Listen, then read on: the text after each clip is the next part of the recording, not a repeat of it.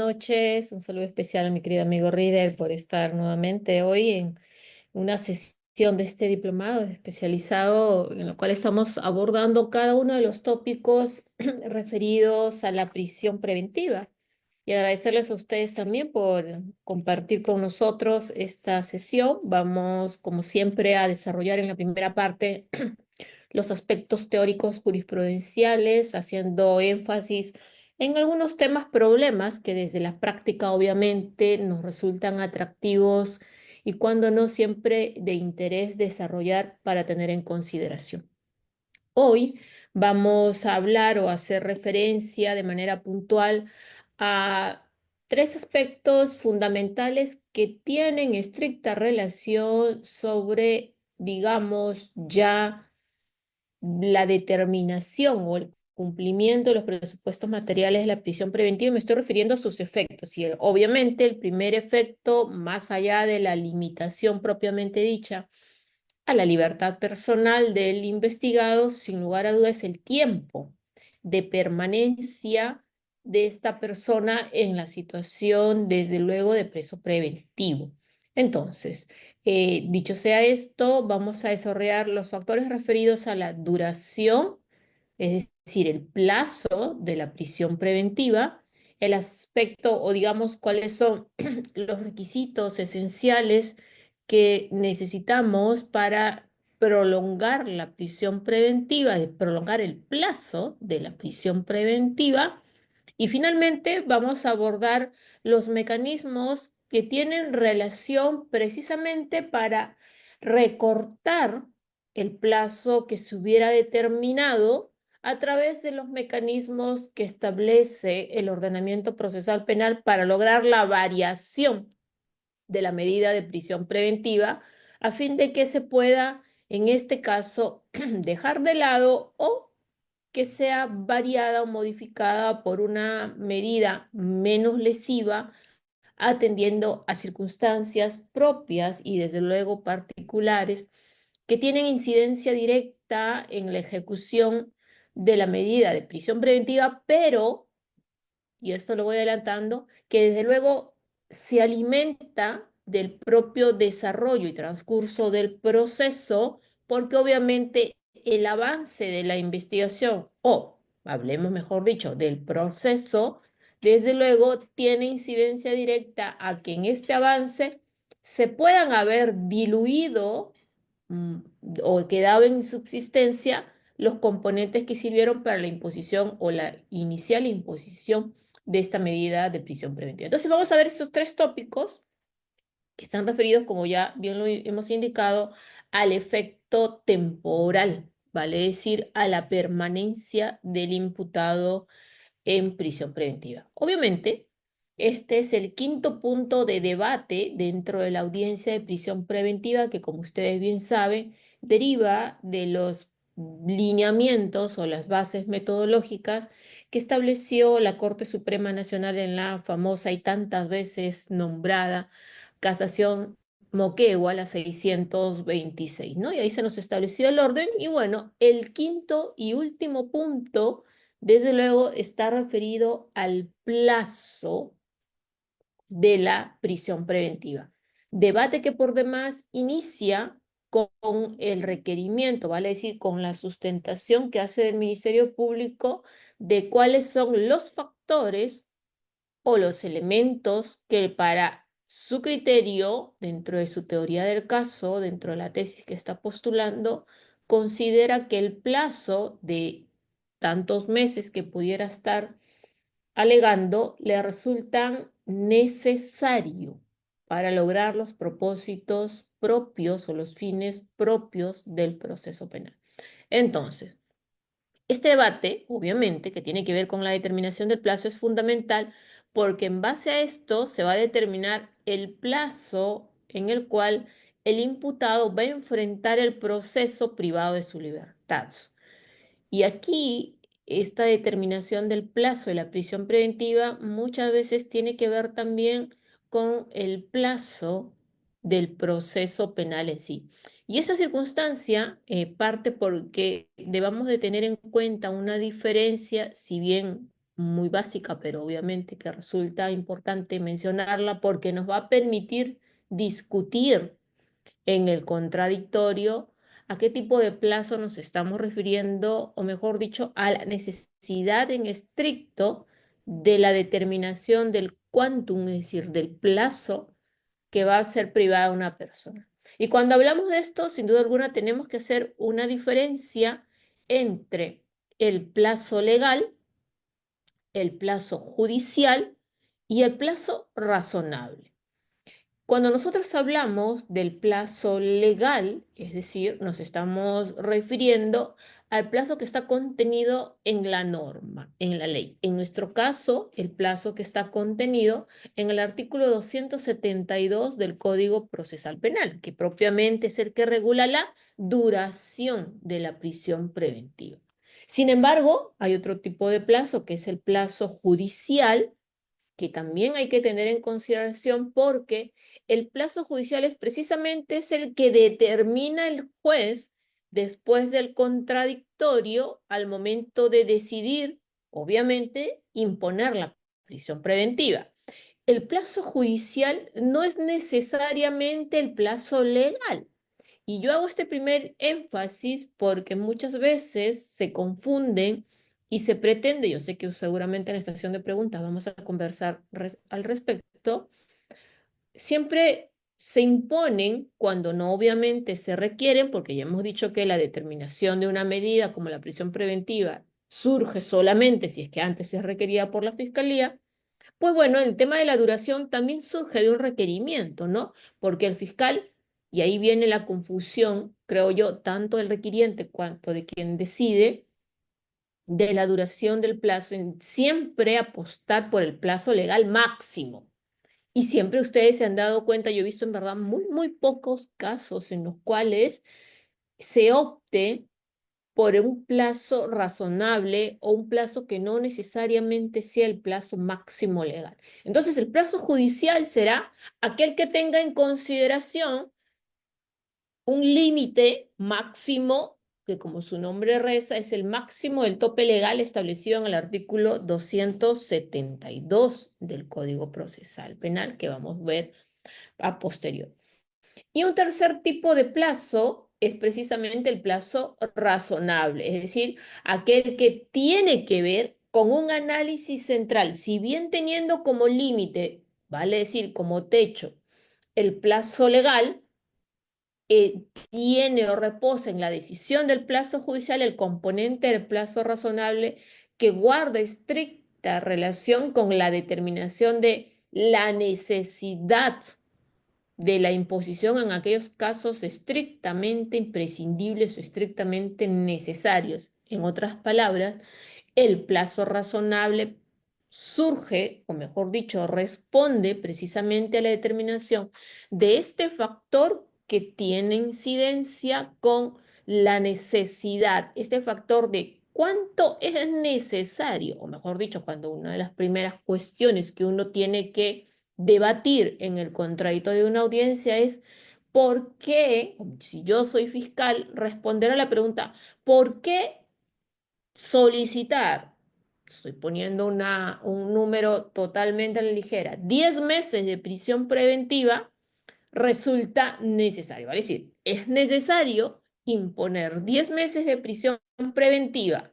Y entonces la respuesta será, porque necesito, a fin de resguardar que el proceso que estoy desarrollando se viabilice sin interrupción, sin cuestionamiento, sin obstaculización, que necesito garantizar la permanencia en prisión de la persona para yo conseguir estos fines. Entonces, tiene que ver con una respuesta, ¿qué tanto es necesario? ¿Por qué factor o factores resulta necesario este plazo o la duración que estoy requiriendo o al final estoy definiendo? Entonces, desde luego, es este último de los plazos al cual debemos aspirar después del contradictorio y que sin lugar a duda responden a la garantía, o mejor dicho, al estricto respeto de los derechos y de los principios que ya hemos estudiado y que forman parte, desde luego, del Estado de Derecho.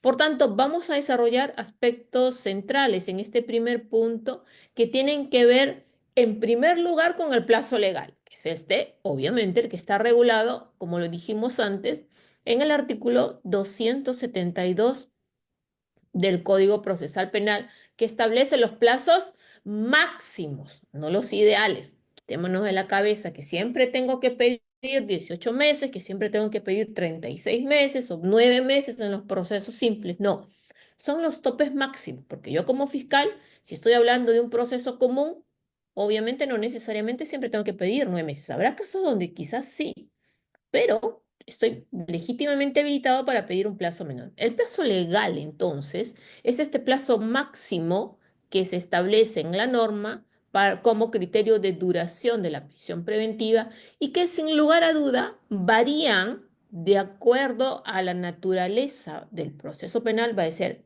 qué tipo de proceso me estoy refiriendo en la cual estoy requiriendo la imposición de esta medida. En este sentido, en los procesos comunes, el artículo 272 del Código Procesal Penal establece que el plazo máximo es de 9 meses.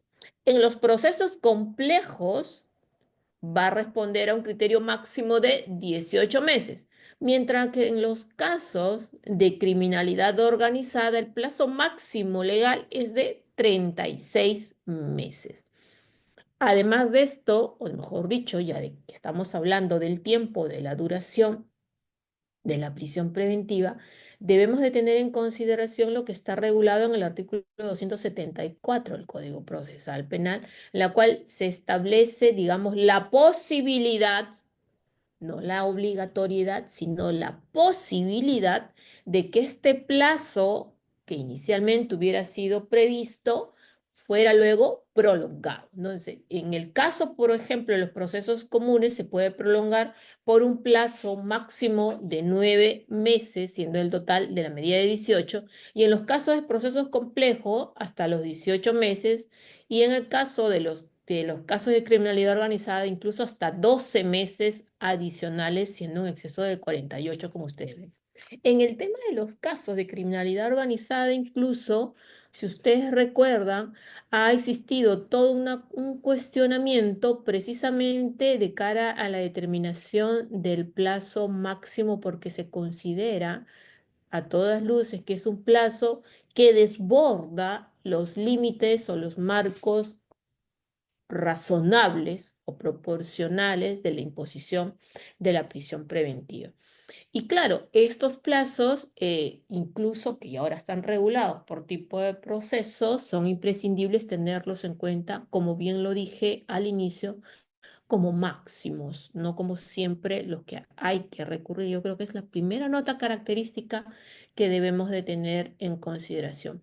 ¿Por qué es importante tener en cuenta estos factores? Porque precisamente el hecho cuyo efecto es de la imposición de la prisión preventiva, como es la privación de la libertad de una persona a quien todavía se le considera inocente, desde luego pudiera en algunos casos no resultar razonable y a contrario, pueda definirse o entenderse como desproporcional en cuanto a los principios y garantías que forman el proceso penal, entre los cuales obviamente reina como regla de trato, en su manifestación como regla de trato, la presunción de inocencia. Por eso es que la imposición de esta medida sería equiparable a la imposición de una pena privativa de libertad en sus propios efectos, porque el efecto prácticamente es el mismo, es decir, te estoy privando de la libertad. A eso me refiero en esta cuestión, más allá de la naturaleza, objetivos y finalidad de cada una de esas instituciones por separado. El efecto es el mismo,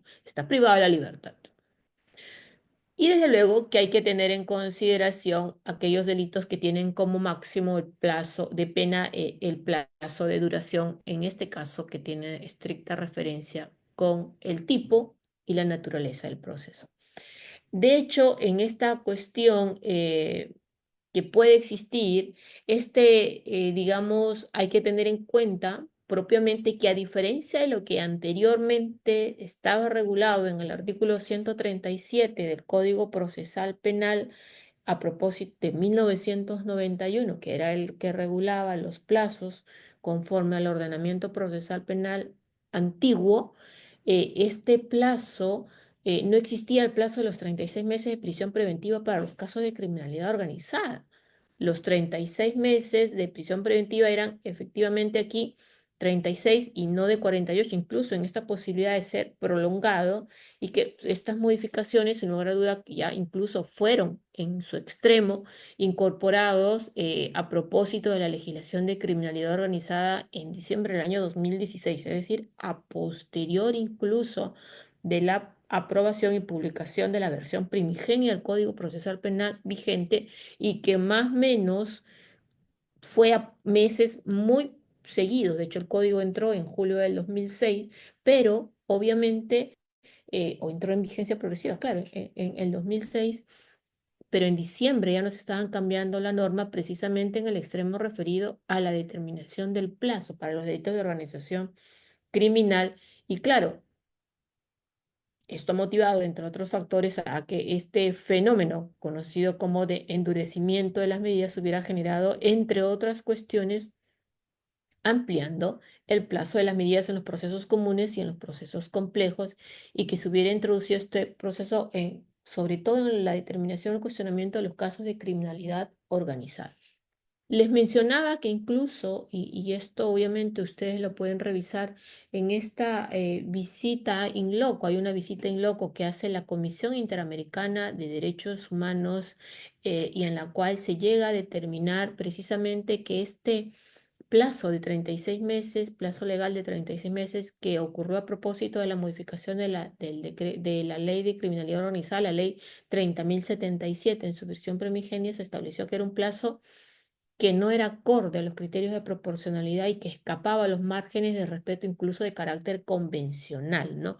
Por eso es que la Comisión Interamericana, referida al plazo de los casos de criminalidad organizada en nuestro país, exhortó al Congreso de la República, creo que eso fue en el año 2017, me parece, si mal no recuerdo, 2015 quizás, en la cual exhortaba al Parlamento Nacional a que haga una modificación de la última parte del artículo 272 del Código, precisamente para analizar desde los componentes de la razonabilidad la disminución del plazo de 36 meses. Por eso es que se estableció en este caso, y lo que ellos habían identificado era que el incremento de la prisión preventiva resultaba excesivo, y que solamente, decía la Comisión Interamericana en esta visita en loco que nos hizo, traslada a la persona imputada a los problemas de investigación del Poder Judicial y de la Fiscalía.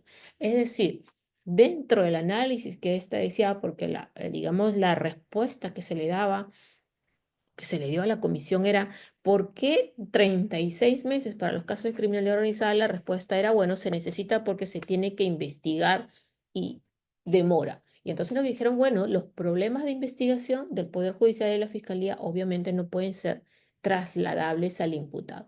Incluso se reiteró que los estados, como parte precisamente de las políticas en etapas previas al juicio, es decir, como esta, la de investigación preparatoria, dirigidas a la reducción del hacinamiento, deben adoptar medidas, en este caso conducentes a reducir el empleo y la duración de la prisión preventiva, o denominada por ellos como detención preventiva, y esto obviamente como una compensación técnica de la naturaleza del problema del delito, del funcionamiento eficaz del sistema de justicia y las estrategias generales de prevención propiamente de este delito. Por eso es que dentro de esta cuestión, sin lugar a duda, hay que tener en cuenta, desde luego, no solamente como primer factor, que era el que habíamos estado conversando, que estos plazos se entienden como máximo, sino que también se responden a dos tipos secuenciales, o digamos, dos manifestaciones de estos plazos que derivan de aquí: o sea, el plazo ordinario y el plazo prolongado, ¿no? El plazo, en estos casos de los procesos complejos, tendrán una duración no mayor de 9 meses, y en el segundo, el plazo adicional ordinario ya no podrá superar los 9 meses en los procesos comunes. Incluso ya la Corte Suprema, en verdad, en una serie de pronunciamientos, ha establecido que estos plazos han de entenderse como plazos máximos de duración de la prisión preventiva, pero que su concreta duración será fijada, y obviamente, por eso yo hacía la diferencia al inicio: plazo legal de plazo judicial y de plazo razonable. Entonces decía, en esta casación 358-2019 nacional, pero la concreta duración, en estricto, la determinación, por eso habla la Corte Suprema de concreta duración, será fijada necesariamente tomando en cuenta las circunstancias del caso específico, y miren ustedes, y la motivación especial. Miren, estamos hablando de una casación del año 2019 y hago énfasis en eso porque precisamente, desde luego, no solo el Acuerdo Penal de 2019, pero yo diría que finalmente el Tribunal Constitucional en la sentencia 3248-2019, Lima Este, fijó como un criterio de exigencia de esta motivación cualificada o reforzada también al momento de determinar o decidir la duración de la medida de prisión preventiva, ¿no? Porque dijo esto la Corte Suprema, pues porque dijo, dado que dictar el plazo máximo sin tener el más mínimo reparo, prácticamente de forma inmediata, sin evaluar la situación y la fundamentación jurídica alguna, menoscaba descaradamente el principio de proporcionalidad que informa la adecuada adopción de las medidas limitativas de derecho, como la libertad. Dicho sea en otros términos, entonces, lo que la Corte Suprema nos está diciendo en esta casación 358-2019 nacional es, hay un plazo legal que se establecen los máximos, pero que la determinación del plazo judicial tiene que responder al análisis concreto en el caso específico, vale decir, caso por caso. Cada caso tiene sus propias particularidades, así existan dos o varios casos que tengan que ver por los mismos delitos, pero bueno, el tipo penal no siempre, o en este caso, más allá que pueda ser el mismo, no tiene incidencia que pueden referirse a otras personas, a otros hechos o a sí mismo refiriéndose a las mismas personas. Los hechos son distintos y el bagaje de los elementos de convicción puede ser distinto y la necesidad de realizar actos de investigación distintos también son propios. Es decir, el análisis o la determinación de este plazo judicial tiene que responder al análisis concreto del caso específico y obviamente en base a esas circunstancias, es decir, ¿por qué es que estás imponiendo 15 meses de prisión preventiva a determinada persona? ¿Cuál es la razón? ¿Cuál es el motivo que te lleva a ti precisamente a poner o decidir que esta prisión deba de ser de 15 meses y que tenga que obviamente privarse la libertad durante ese tiempo a una persona que se le presume inocente? Y por tanto tendrá que justificarse, como lo vamos a ver posterior, cuáles son los actos de investigación, porque en esta casación 358-2019 nacional, lo que se dice además es que se requiere un análisis o un respeto, en tanto ya habla de que si es que hacemos la imposición simplemente, como muchas cosas, en muchos casos se dan, de imponer el plazo máximo legal, entonces eso estaría implicando que desde luego estamos menoscabando el principio de proporcionalidad que informa la adecuada adopción de estas medidas y por tanto tiene que ser racional en ese extremo. Por demás, desde luego, en esta cuestión, sin lugar a duda, hay que tener en cuenta para poder ver, y lo vamos a ver al momento de determinar la variación, cuándo o cuál es el marco que pueda tenerse en cuenta aquí.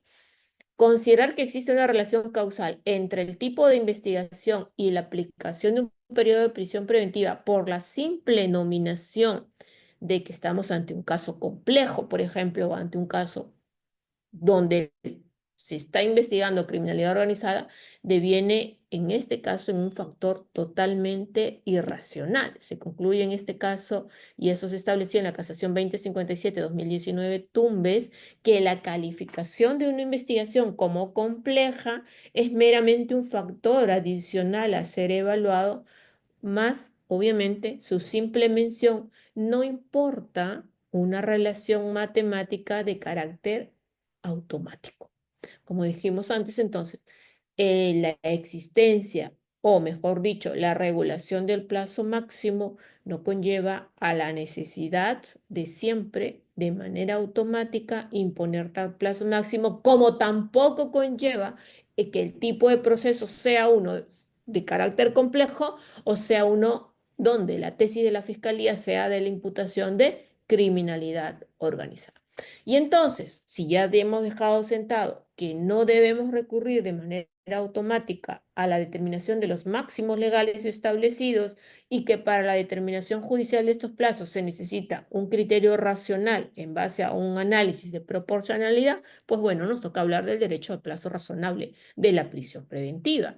Y este, si bien como ustedes saben, no está reconocido de manera explícita en nuestra Carta Magna, implícitamente forma parte del contenido del derecho a la libertad que está contenido en el artículo 224 y en consecuencia, como todo derecho dentro de este esquema, se funda o tiene como base el respeto de la dignidad humana que está contenido en el artículo primero, tanto importancia es que está contenido en el artículo primero de la Constitución.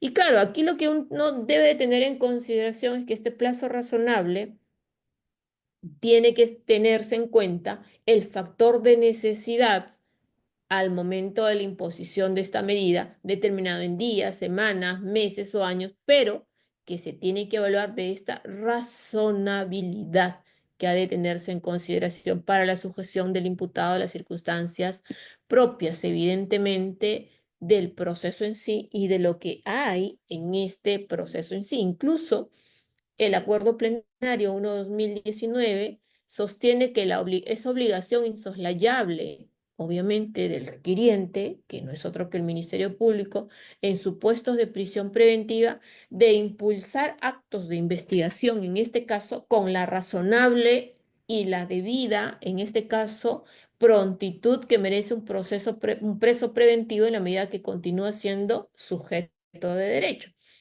Por eso es que en puridad, en los casos, por ejemplo, de aquellas personas, y aquí yo siempre voy a ser estricta, y lo dije en la última clase, cuando estamos hablando de personas que tienen que enfrentar las audiencias de prisión preventiva privados de su libertad porque están padeciendo una detención preliminar judicial, es decir, no derivada de flagrancia. Obviamente que estas audiencias debieran de tener un carácter de urgencia en la pronta solución y no ser tan dilatados. Distinto es el caso, sin que ello implique, obviamente, tener meses o años en estas audiencias. Imagínense que las hay en los casos de los ciudadanos que enfrentan los requerimientos de prisión preventiva en libertad.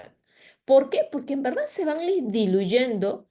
Si están detenidos, desde luego ya es, lo dijimos desde mi punto de vista, quebrando cualquier cuestión. Para mí no tiene ni sustento este limbo porque la norma establece 48 horas.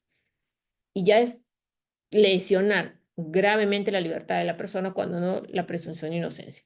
Sin embargo, desde luego, lo que implica esto es que tengamos que hacer aquí un análisis de estricta de necesidad de cuál va a ser el tiempo o la duración en la cual esta persona va a ser privada de esa libertad. ¿No? Como dice el Acuerdo Plenario 1/2019, esto termina siendo una mera utopía en esta cuestión, obviamente, de impulsar estos o cuando critica estas cuestiones, y veo que dice, en la mayoría de los casos, una vez que la persona se le impone mandato de prisión preventiva, la investigación, obviamente, en algunos casos, esto ya es un criterio personal,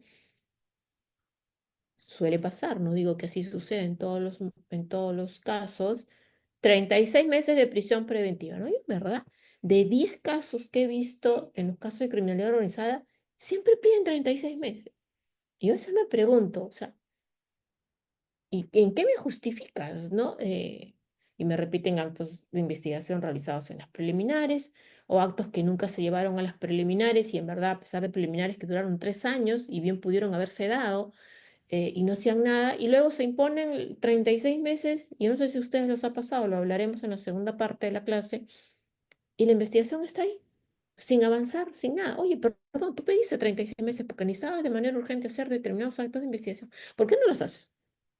Y lo peor viene, pero claro, luego, cuando estamos por cerrarle el plazo, prolongación.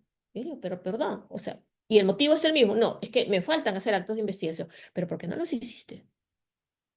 Y entonces, claro, esta investigación entra en un sosiego como que si el único objeto, obviamente, de imponer la medida, no solo de prisión preventiva, sino del plazo, desde luego implicaría dejar de lado este factor de razonabilidad y necesidad que estaría privando, que estaría padeciendo en esos supuestos la persona privada de su libertad. Por eso es que en el acuerdo plenario 1/2019 se indicó que en ningún caso debe considerarse como motivos que justifiquen precisamente, y en eso es lo que estamos conversando, la duración o el plazo de prisión preventiva a las dilaciones indebidas y a la sobrecarga procesal. Y muchas veces dicen, no, es que tengo demasiada carga, perdón, pero los defectos propios del sistema de justicia penal no pueden ser trasladables de manera alguna al imputado. A mí me sucedió hace 15 días en una audiencia de prolongación del plazo de prisión preventiva precisamente, y la justificación del fiscal era no otra, sino en un caso que esté en etapa intermedia. Necesito más plazo porque con el control de la acusación, la defensa ha presentado excepciones, ha presentado sobreseimientos, eh, y claro, yo le decía, perdón, entonces, ¿cuál es el mensaje? Que no presentemos excepciones ni sobreseimientos. Eso no puede ser el mensaje. Y luego me dijo, no, lo que pasa es que además el juez discrepó de uno de los imputados, el requerimiento de sobreseimiento, entonces ha subido al fiscal superior y se está demorando, que se estaba demorando en resolver. Y una vez más, la demora del fiscal superior o la decisión del juez que discrepó legalmente, que tampoco era una causa de imprevisibilidad, pudiera ser trasladable al imputado. O sea, son cuestiones propias que en puridad no merecen, al menos resulta discutible en eso, que las demoras propias del sistema puedan servir de sustento para la determinación del plazo o de la prolongación del plazo. Por eso no es correcto pretender justificar la determinación del plazo por la carga procesal. Tengo mucha carga, tengo muchos casos, son muchos imputados, se puede demorar tanto, si he presentado 30 elementos de convicción, entonces el juicio va a demorar mucho. Si he presentado 100 medios de prueba, va a demorar. Bueno, habría que hacer un análisis racional de cada uno de los aspectos, ¿no?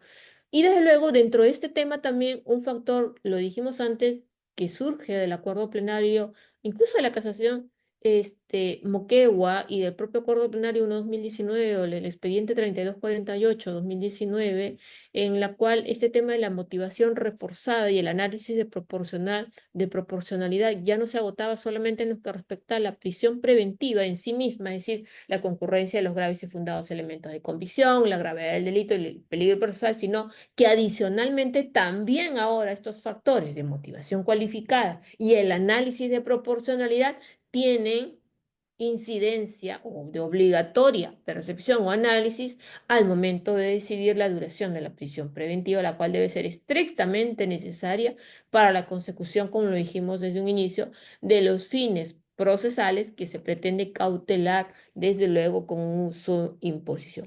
Por ello es que obviamente hay que tener en cuenta aquí esta cuestión de poderlo determinar y poderlo atender desde un criterio racional y proporcionalidad. Desde luego, incluso como lo ha establecido, se ha establecido en el sistema interamericano, la prisión preventiva debe decretarse por el tiempo estrictamente necesario para cumplir el fin procesal, y que desde luego esto nace de la estricta justificación en grado de necesidad. El análisis, cuando discutamos, por favor, el plazo, tiene que ver con la necesidad. Por eso es que cuando ustedes son fiscales, lo mínimo que tienen que justificar el juez es, señor, requiero tanto plazo porque lo necesito para. Y tienes que puntualizar, ¿para qué lo necesitas? Y no solo, y una tercera cuestión, no solo lo necesito, porque yo he visto muchos casos en los cuales 100 actos de investigación, perdón, pero esos 100 actos de investigación, en cuáles se justifica precisamente la sujeción, si es su riesgo de fuga el que estás alegando, para que el imputado esté sujeto al proceso?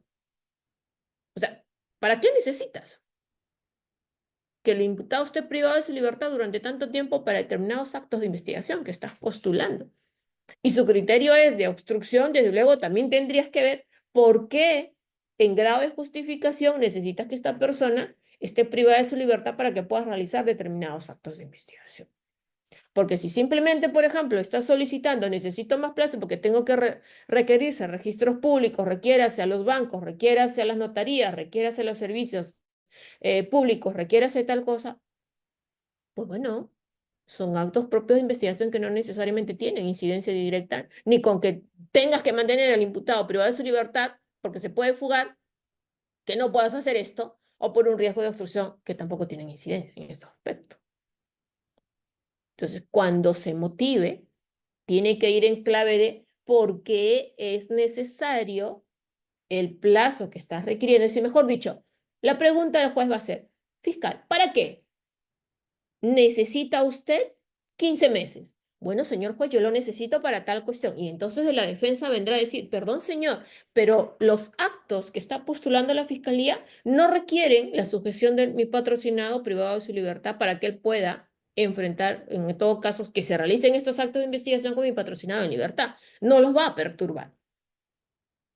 Entonces, tiene que haber un componente de necesidad debidamente justificado de cara a poder determinar el plazo que, como ya lo dijimos, a estas alturas ha quedado muy claro que se requiere no solamente esta motivación cualificada, sino también un análisis de proporcionalidad. ¿Cuáles son los criterios que debemos de tener en consideración para poder ver cuándo un plazo resulta ser razonable o que por lo general tenemos que ver? Pues bueno, debemos atender a la complejidad del caso, el accionar procesal del imputado y el comportamiento, obviamente, de las autoridades de administración de justicia. Y esto viene por un criterio que ya está establecido por la Corte Interamericana de Derechos Humanos en distintos pronunciamientos. Incluso el Tribunal Constitucional Nacional ha establecido que la imposibilidad de fijar a priori el plazo único e inequívoco para evaluar la razonabilidad o irracionalidad de la duración de la prisión preventiva no impide el establecimiento de criterios o de pautas que aplicadas a cada situación específica permitan al juez constitucional determinar la afectación del derecho fundamental, en este caso a no ser privado de libertad, más allá del tiempo razonable y que obedece, en este caso, a actuaciones, como lo dijimos antes, en la línea de la Corte Interamericana, actuaciones de los órganos judiciales. Se deberá analizar en este caso si es que las autoridades han actuado con la debida diligencia, en este caso la Fiscalía, que está a cargo de la investigación, la complejidad del asunto, teniendo en cuenta factores de la naturaleza o las cuestiones propias de carácter procedimental, la gravedad de los hechos que hagan más compleja una investigación y la actividad procesal del detenido, sin que con esto se pueda entender indebidamente, como me dijo este fiscal en esta audiencia que les comenté cuando pidió la prolongación de la prisión preventiva, que por cierto la sala no me ha resuelto eso, me acabo de acordar y ya pasaron 2 semanas. Esta cuestión, desde luego, que tenga que ver con que las demoras, o como me dijo este fiscal, que necesitaba una prolongación de 9 meses más, porque precisamente la defensa había presentado una excepción de improcedencia de acción y había requerido el sobreseimiento al momento del traslado de la acusación.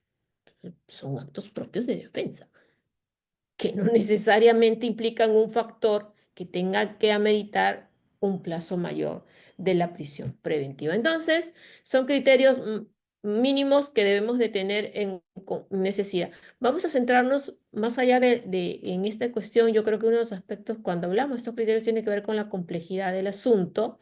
Y claro, tendríamos que tener en cuenta también lo establecido en el 342.3 del Código Procesal Penal, donde se fijan estos presupuestos que justifican la declaración de un proceso complejo como la actuación de la cantidad significativa de actos de investigación, la investigación de varios delitos, la numerosa cantidad de imputados o afectados, el desarrollo de gestiones procesales fuera del país, cuando hay estas cartas rogatorias o declaraciones testimoniales en el extranjero o que tengan que ver determinados aspectos que obviamente pudieran ameritar la necesidad de mantener a las personas privada de su libertad. Entonces, incluso en el acuerdo plenario 1-2019, se afecta, es que afectos, por ejemplo, dice el acuerdo plenario 1-2019, para determinar el plazo de la prisión preventiva debemos de tener en consideración determinados parámetros. Bueno, ¿y cuáles son estos parámetros que según la Corte Suprema debemos de tener en cuenta? Primero dice, la entidad, dimensión o magnitud y complejidad de la investigación,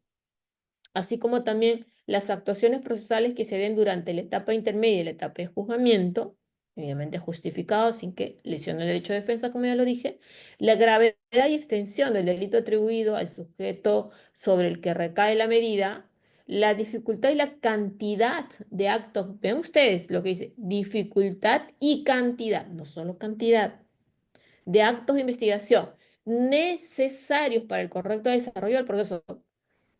¿Por qué les hago énfasis en esto? Porque no es, tengo 100 actos de investigación pendientes y entonces necesito que estés preso. No. Primero, de estos 100 actos de investigación, ¿cuál es el grado de dificultad? Porque es difícil. Y en segundo lugar, ¿por qué es necesario mantener en prisión a esta persona para que realices estos 100 actos de investigación? Además, lo que dice la Corte Suprema dentro de esta línea es determinarse los actos de investigación ya ejecutados, sobre todo aquellos realizados en diligencias preliminares. Si ya las hiciste, hay la necesidad de ampliarlos, porque eso es lo que hay que ver. No, lo necesito nuevamente. Justifica por qué. La existencia o no, la necesidad de emprender actos de cooperación judicial internacional. Vean ustedes, la Corte Suprema es muy clara. Dice la necesidad, la existencia o no de la necesidad. La obligación además dice, como factor F, en función de la naturaleza de los hechos sobre el cual se indaga, de efectuar actividades periciales, complejo, obviamente atendiendo a los criterios técnicos de especialidad, la presencia o ausencia de encausados en el proceso y su conducta procesal, y el peligro de fuga y la probabilidad de impedir o reducir el peligro de obstrucción de prueba a través de la anticipación probatoria o incautaciones de documentos. Entonces, dentro de estos aspectos, desde luego, hay que tener estos factores para el momento de debatir y decidir el plazo de la prisión preventiva. El cálculo del plazo tiene lugar con el fin de que la medida preventiva cumpla estos objetivos, ese carácter cautelar que tiene, desde luego, como dice Asensio Mellado, ¿no? El legislador efectúa, dice él en la norma, una ponderación entre los derechos del procesado, los intereses del Estado recaídos en el fin del proceso y el deber estatal de actuar con celeridad en las causas con presos. Quiero hacer énfasis en esto último, porque tiene que ver con la determinación de que siempre los plazos máximos. Si tengo como Estado un sistema judicial, el juez que ha impuesto y el fiscal que lo ha requerido y que por lo general se dan en estos estadios iniciales de investigación preparatoria, pues bueno, en estos casos tengo que actuar con mayor celeridad posible. ¿Por qué? Porque hay una persona privada de la libertad. Eso siempre hay que hacer esa distinción. Yo recuerdo mucho que el Código de Procedimientos Penales tenía la diferencia siempre de los plazos. Reos libres, reos en cárcel. Reos libres, reos en cárcel, ¿no? Y de hecho había sales y juzgados reos libres en reos en cárcel. Había más allá que, bueno, en fin, el problema siempre era no el cumplimiento de los plazos, pero al menos legislativamente había esta diferencia. Por eso es que el código en el artículo 275 regula el cómputo del plazo de prisión preventiva. No se tendrá en cuenta, dice, para el cómputo de los plazos, el tiempo en que la causa sufiere dilaciones maliciosas atribuibles al imputado a su defensa y el cómputo cuando se hubiera declarado la nulidad de todo lo actuado y dispuesto se dicte un nuevo auto de prisión preventiva, no se va a considerar el tiempo transcurrido hasta la fecha de emisión de dicha resolución. Yo tengo mis cuestionamientos con esto porque, ¿qué pasa si es que hasta la declaratoria de nulidad han pasado meses? Pon, 3 meses. Esos 3 meses existieron, ¿no? Esa persona estuvo privada de su libertad. ¿Por qué no tenerse en consideración? Tercer factor, dice, en los casos en que se declare la nulidad de los procesos seguidos ante la jurisdicción militar y se ordene el conocimiento de los hechos punibles imputados en la jurisdicción penal ordinaria, el plazo se computará de la fecha en que se dicte el nuevo auto de prisión preventiva. Hacemos una pausa aquí, Reader, entiendo, de 5 o 10 minutos y luego ya retomamos para ver el tema del vencimiento del plazo. Tú me dirás. Sí, doctora, damos unos 5 minutitos, ¿está bien, doctora? Perfecto, lo que tú digas. Muchas gracias, doctora. Estimados colegas, en estos momentos vamos a dar 5 minutos para que nuestra docente pueda tomar agüita, igual que ustedes. Estimados colegas, esta sesión, como ya hice mención, solamente esta clase, la inversión es de 20 soles, tendría grabación, materiales de lectura y el certificado por 24 horas académicas. Pero eso sí, si deseas, el diplomado aún está disponible. es prisión preventiva, proceso inmediato y sistema de audiencias en el proceso penal. Vamos en la sesión número 5.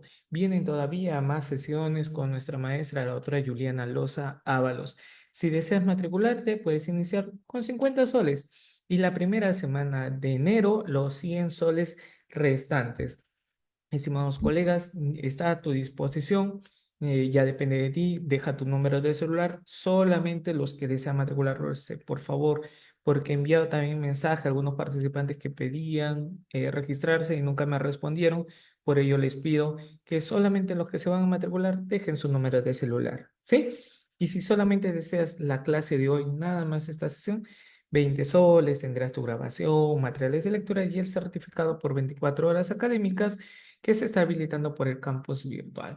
Asimismo, también el día de mañana, nuestra segunda sesión del diplomado especializado en Código de los Niños y Adolescentes, Proceso de Alimentos y Delito de Omisión a la Asistencia Familiar. En total, son 14 sesiones de clases en vivo. Ya vamos la primera, que se dictó el día lunes, se viene la segunda. La primera fue con la doctora Tania Carolina Bocanegra Risco, el niño, niña y adolescente como sujeto de derechos. Vienen los derechos de los niños y adolescentes. Estimados colegas, la inversión igual es de 150 o si deseas 3 diplomados por 350 soles. Un diplomado 150, 3 diplomados por 350 soles. Puedes iniciar con 150 y lo restante la primera semana de enero. Modificatorias en el Código Penal y no Código Procesal Penal. Y justo ayer lo ha dictado la otra Rosario Palacios Meléndez. Muy buen diplomado, estimados colegas. Así que ya queda a su disposición. Igual la sesión de hoy nada más. 20 soles tendré grabación, materiales de lectura y el certificado por 24 horas académicas. Estimados colegas, no se preocupen de la asistencia, que al finalizar la sesión estaré explicando, ¿sí? Muy bien, ¿cómo está? Un doctor me acaba de escribir en estos momentos por el WhatsApp. Igual, ustedes por los grupos de WhatsApp están también, escriban allí, quiero el diplomado o quiero el curso, por favor y rápidamente se están comunicándose con ustedes, ¿sí? Mucho mejor si escriben por el grupo de WhatsApp y ahí nosotros estamos atendiendo. Por ejemplo, tengo al doctor Humberto Requelme, sí, Vigo, que hace unos minutos me ha escrito por WhatsApp y ya le estoy atendiendo por el diplomado de prisión preventiva. Gracias, doctor, por la deferencia. Entonces, estimados colegas, ya está a tu disposición. Se viene un diplomado en gestión pública y contrataciones con el Estado. Interesante, ¿cierto? Primera vez en Udiápolis con este diplomado. Así que, estimados colegas, ya sabes, escríbete en los diplomados que ya cerramos el año. A la vuelta de la esquina ya se cierra nuestros diplomados. Por favor, no levanten la manito porque así también interrumpen a nuestra docente. Muy bien, muy buenas noches, estimados colegas, los que recién se están uniendo a Audiápolis. Hago extensivo la invitación. Si solamente deseas esta clase, la inversión es de solamente una clase, 20 soles, tu certificado por 24 horas académicas. En caso diplomado, sí, justo me están escribiendo también por el curso. Buenas noches, es un gusto saludar. Siempre les digo, muy buenas noches, es un gusto saludarles y les envío el número de cuenta. Así que escriban, por favor, por los grupos de WhatsApp. Tengo también otro doctor que me está escribiendo. Muchas gracias. Tengo a ver, el doctor Raúl. Raúl Farfán. Sí, doctor, muchas gracias. Ya le estoy enviando también los números de cuenta, solamente quiere esta sesión, así que estimados colegas, si desean inscribirte, ciertamente nuestras clases son libres, no se requiere un pago previo, ¿sí? Porque nosotros priorizamos a que puedan escuchar a muy buenos docentes. Por ejemplo, la otra Juliana Los es una capa en estos casos de prisión, bueno, procesal. Es muy buena la otra, por eso también le invitan varias instituciones y nos alegramos mucho por la doctora Juliana Loza. Y nuevamente hago el agradecimiento, justo la otra ahorita está tomando agüita, pero agradecer a la doctora, justo el libro, aquí lo pueden ver, sobre prisión preventiva. Adquieran, estimados colegas, adquieran esta obra porque es muy buena obra sobre prisión preventiva y enfoque dogmático y jurisprudencial. Lo estoy leyendo, estimados colegas, y realmente que me quedo sorprendido con tremenda obra. Es gracias a nuestros amigos de Grizzly. Díganle ahí, Grizzly, sí, le dicen, por favor, vengo de Udiápolis, a ver si me haces un descuento. Y yo también me estoy comunicando con ellos para que le hagan un descuento, porque cada vez que ustedes compren obras originales, pues hace la posibilidad también que el autor tenga nuevas ediciones bien en lo que es prisión preventiva o si no, también en lo que es el proceso penal. Sería muy bueno la otra Juliana Loza, ya que litiga en esos casos o si no, delitos de corrupción de funcionarios. Imagínense tener una obra de la otra Juliana Loza y sobre todo que, bueno, en ese caso me lo he dedicado, la cual estoy y confirmita justo por mi cumpleaños y estoy muy agradecido. Muchas gracias, doctora Juliana Loza. Y sigan la página, al último estaré informando sobre alerta informativa. Ya les estaré explicando cómo ingresar a su Facebook de nuestra docente para que la sigan como alerta informativa, estimados colegas. Sigan por redes sociales, por Facebook y también a la otra Juliana Loza por Instagram, por TikTok, por Facebook. Ahí se comunica nuestro docente para que ustedes también sepan sus eventos académicos, sus audiencias. La doctora tiene algunos resumen que está publicando. Así que, estimados colegas, ya estamos plazo para que continúe con la sesión de clases, ¿sí? ¿Dónde puedo adquirir la obra? Justo síganlo como en Grizzly. ¿Ya? En Grizzly y ahí se comunican porque ellos son los de la misma editorial, ¿sí? Así que ya saben, compren original. Nada de copias, por favor. Si compran copias, ya lamentablemente estamos perjudicando a la academia. Así que, doctores, nuevamente, no les aburro más, ¿sí? Continuamos con la clase, pero ¿qué pasó? ¿Se apagó? No. Activen sus cámaras porque seguimos en sesión de clase, como siempre, con nuestra maestra, la otra Juliana Loza Ábalos. Doctora, por favor, síganos ilustrando. Muchas gracias. Muchísimas gracias. Vamos a continuar y luego, como siempre, la idea es intercambiar ideas y fomentar el debate, la participación. Así que vamos avanzando para poder dialogar con las preguntas que ustedes van a tener. Vayamos a ver el tema del vencimiento del plazo. Y esto ya tiene que ver con lo que luego vamos a tener en consideración, como es la prolongación y desde luego los criterios de variación. El artículo 273, como ustedes saben, establece que si el plazo de la prisión preventiva termina sin sentencia de condena en primera instancia, se declara obviamente la inmediata libertad del procesado, en este caso, desde luego, sea de oficio por el propio juez o a petición de los sujetos procesales, ¿no? Y obviamente ante ese supuesto el juez de investigación preparatoria podrá dictar las medidas necesarias para asegurar la presencia del imputado en todas las diligencias. Y claro, hay que tener en cuenta aquí determinados, ya la mirada que debamos hacer de acuerdo al caso en concreto, no es en automático a todos los casos de los factores que pudieran ameritar si se impone o no, obviamente, alguna restricción de las contenidas en el 288 del Código Procesal Penal, ¿no?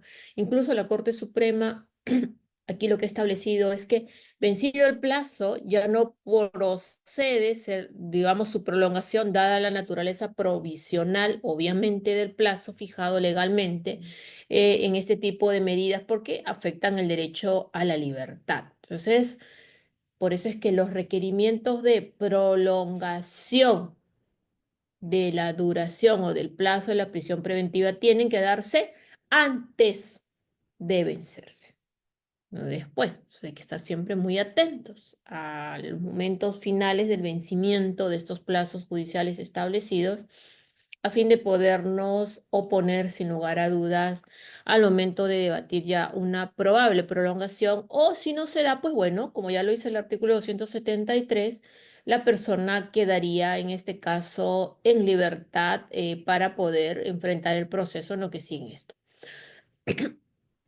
Vencido obviamente esto, y si es que, digamos, está por vencerse, una de las posibilidades,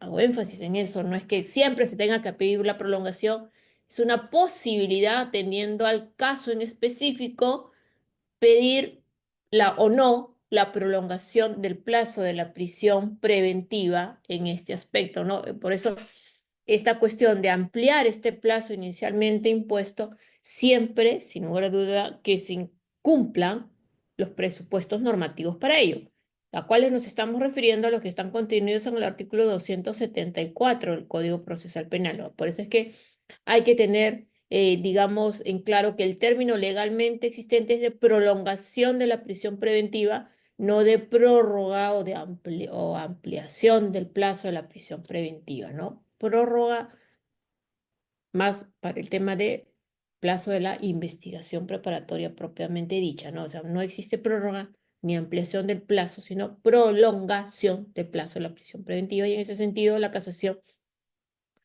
147-2016 Lima estableció que el requerimiento fiscal con la denominación de prórroga o ampliación no existe, le dijo la Corte Suprema, por lo que de acuerdo a lo que ha solicitado ante el vencimiento del plazo máximo de la prisión preventiva o del plazo judicial establecido inferior, el imputado deberá ser excarcelado, salvo que con arreglo al artículo 274 el Ministerio Público solicite prolongación del plazo de la prisión preventiva. Problema que surgió en verdad al inicio de la implementación del código donde había, ¿por qué prórroga? Porque claro, el 137 del Código Procesal del 91 creo que usaba, hasta donde recuerdo, esa nominación, por eso las confusiones. ¿Cuál es la oportunidad? Obviamente, primero la forma, tiene que ser solicitada a través de un requerimiento escrito debidamente motivado, recuerden, debidamente motivado, y diría yo, un factor a tener en consideración, ¿ah? Analizado bajo el aspecto de un criterio de doble criterio de excepcionalidad incluso. Si la prisión preventiva es excepcional, la prolongación de la misma es doblemente excepcional, porque estás discutiendo la continuidad bajo la justificación de la permanencia de los presupuestos que dieron lugar a esta, y entonces es doblemente excepcional en su determinación. Por eso es que el artículo 274 establece que la oportunidad obviamente debe solicitarse antes de su vencimiento, ¿no? No después. Si ya se da, el efecto es de la libertad en este caso. Vayamos avanzando con esto, los presupuestos, para poder hablar de la prolongación, hay presupuestos formales, así como hay presupuestos formales para la imposición de la prisión preventiva, también hay presupuestos formales para el requerimiento de prolongación de duración de la prisión preventiva. ¿Cuáles son estos? Lo dijimos antes ya. Un requerimiento escrito debidamente motivado. ¿Presentado por quién? Bajo el principio rogatorio por el fiscal, tampoco es que de oficio. Segundo, una audiencia también se decide en una audiencia pública y contradictoria y se impone a través de una resolución debidamente motivada, bajo este criterio de doble excepcionalidad. Tres presupuestos formales, entonces.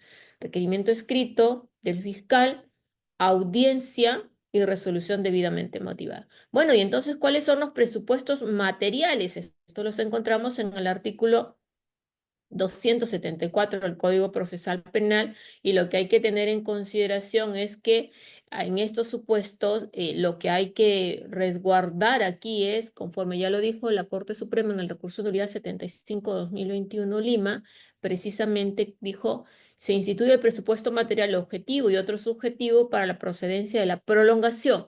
El objetivo, el presupuesto material objetivo está constituido por circunstancias que reflejan esta especial dificultad o que impliquen una ampliación de la investigación o del proceso, mientras que este presupuesto material subjetivo consiste en la subsistencia del peligro de fuga o el peligro de obstrucción, pero tienen que darse los dos factores que precisamente ameritan tener en consideración la posibilidad de prolongar la prisión preventiva. Será fundado entonces cuando concurran circunstancias de especial dificultad y que el procesado pueda sustraerse a la acción de la justicia o entorpecer la actividad probatoria, o puedan surgir circunstancias que supongan la ampliación de investigación y el encausado sea capaz de, en estas circunstancias, objetivamente determinado, de evitar la acción judicial o entorpecer la actividad probatoria, o sucedan circunstancias que conlleven a la prolongación del proceso penal en curso y el imputado pueda sustraerse a la acción de la justicia o impedir el normal desarrollo de la actividad probatoria sin perjuicio de que el carácter de especial dificultad pueda ocasionar la segunda y tercera circunstancia de las cuales hemos establecido. Incluso el acuerdo plenario extraordinario, el 1/2017, establece o digamos incorpora, además de los presupuestos que hemos analizado, uno adicional referente al plazo límite de la prolongación, cuando hablaba de los presupuestos materiales, que son tres, siempre concurrentes, y uno de ellos decía es, en este caso, independiente de los presupuestos materiales fundamentales de la prisión preventiva, tiene que ver con la subsistencia, el periculum libertatis, el riesgo de fuga o de obstaculización, y era entonces, en resumen, los análisis que debemos de tener en cuenta aquí son la dificultad del proceso. Debemos de tener en consideración, además, aquí, como lo ha dicho la Corte en el recurso de apelación 13/2024 nacional, que además dice de requerirse no solo la subsistencia del presupuesto y de los requisitos de prisión preventiva, sino que también a ellos se agrega la presencia tras la imposición en el curso de la medida de prisión preventiva de circunstancias, hechos, escenarios, entornos y situaciones que importen una especial dificultad o una especial prolongación del proceso en su conjunto, sin perjuicio de enfatizarse la subsistencia, el peligrosismo procesal sobremanera, y que en este caso estas circunstancias de dificultades especiales en el procedimiento de investigación, que en rigor son la del presupuesto material específico como condición sine qua non que justifica la prolongación, siempre, siempre excepcional o doble análisis de excepcionalidad. Considero que debe ser de la continuidad del mandato de prisión preventiva. Y de hecho, en la apelación 7/2019 Lima, se definió negativamente aquí el presupuesto de prolongación de la prisión, de la investigación o del proceso, señalando que lo que se señaló en ese momento fue que no se podía considerar como tal la realización de la etapa intermedia del enjuiciamiento. Yo creo que muchos hemos visto esto, ¿no? Y por lo general se dice, se necesita prolongación del plazo porque vamos a pasar a la etapa intermedia y luego vamos a pasar al juicio. Bueno, no es una cuestión imprevisible, porque que debiera de tenerse en consideración, es algo que manda el común desarrollo del procedimiento. Y además, lo que se dijo aquí era que no existe razón legal para prolongar la prisión preventiva por etapas del proceso, por ende, digamos, más o menos debiera de atenderse determinados criterios cuando existe una especial dificultad. ¿Y cuáles son estas? Ya que estamos hablando de aquellas. La prolongación dice debe adoptarse siempre y cuando se trate de un hecho imprevisible, en tanto que esta medida de coerción ya ha sido aplicada, pero surge un hecho que no se pudo prever. El pasar a etapa intermedia, el pasar al juicio, se puede prever. O como me dijo a mí este fiscal en esta audiencia que la estuve comentando, que decía, bueno, era imprevisible porque yo no sabía que si pedía el requerimiento de sobreseimiento, el juez podía discrepar o no. No, perdón, sí era previsible, era una posibilidad que pueda darse, tanto así que está regulada normativamente esa posibilidad. Segundo, no constituye, dice, una circunstancia de especial dificultad aquellos actos del encausado o de su defensa que pidan la reconstrucción de los hechos, tareas, pericias, la interposición de pedidos de control de plazo, tutela de derechos, entre otros. Por eso es que en esta audiencia yo discutí cuando el fiscal me dijo, bueno, necesito la prolongación por 9 meses porque la defensa ha presentado sección de improcedencia de acción y ha solicitado el requerimiento frente a la acusación postulada. No, no es un criterio de especial dificultad. Tercer lugar, lo que ha dicho la Corte aquí, si la Fiscalía no ha desplegado su actuar con diligencia, por ejemplo, estableció cuando no ha solicitado la entrega de información a entidades de manera oportuna, obvio que luego, si lo hace tardíamente o no lo hace porque se olvidó por distintas circunstancias, así sea carga procesal, que ya hemos visto no es un factor central, pues no constituye un criterio de especial dificultad. Tampoco gozan de esta cualidad el comportamiento negligente de parte del órgano requiriente, que es la Fiscalía, a cargo en cuanto a la programación de las diligencias pertinentes. Es decir, si se olvidó de reprogramar o las reprograma tardíamente o le faltó programar determinadas diligencias, perdón, la negligencia, la falta de diligencia del órgano persecutor, una vez más no pueden ser trasladables al imputado. Y finalmente, tampoco es una circunstancia de especial dificultad el producto de aquella conducta del procesado dirigida, obviamente, dentro de contextos propios del derecho de defensa, pero que pudieran entenderse como causales de dilación. Claro, muchos se dicen, no es que recusó al juez, hubieron tantas recusaciones. Pudiera entender que si el mismo imputado presenta cuatro, cinco, seis recusaciones sobre el mismo juez, pudiera ser. Pero nuevamente, es al juez y corre la investigación aparte. El que recusen al juez no interrumpe la investigación, si estamos en investigación. Distinto es que pudiéramos estar en intermedio. Ahí el análisis tendría que ser otro. Y otro factor, obviamente, que tenga que ver como justificación, o mejor dicho, como presupuesto material subjetivo, es el tema de la subsistencia del peligro procesal. Y claro, y aquí dentro de doble análisis de excepcionalidad, como lo estábamos mencionando, la entidad o la magnitud del peligro de obstaculización, por ejemplo, no será la misma si el proceso ya se encuentra en sede de juzgamiento en la cual los órganos de prueba ya han sido analizados. Si ya hemos pasado por los actos de investigación o, digamos, estuviese culminando la fase de investigación preparatoria cuando no existe un pronunciamiento fiscal acerca de si va o no a acusar o sobreseer. El plazo límite, bueno, lo estamos conversando, estos están establecidos en el 274 como plazos límites que pudieran ver. Quiero centrarme en una cuestión aquí que tenga que ver con la adecuación del plazo.